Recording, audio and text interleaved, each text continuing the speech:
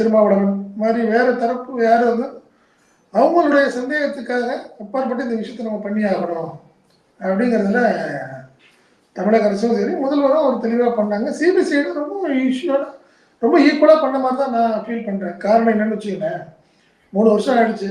என்ன நீங்கள் வந்து எதிர்கட்சியில் ஆரம்பித்து அந்த விஷயத்தை விமர்சனம் பண்ணாத ஆட்களே கிடையாது. முதல்வரையும் சரி கவர்மெண்ட்டு கையாள அரசு திமுக அரசு அப்படின்னு விமர்சனம் பண்ணாங்க. இப்போ சிபிசிஐடி வந்து சார்ஜ் போட்ட உடனே அதில் வந்து வேற மாதிரி பேசுறது வந்து நியாயம் இல்லை அப்படிங்கிறது தான் என்னோட தரப்பு வாதமாக நினைக்கிறேன் நான்.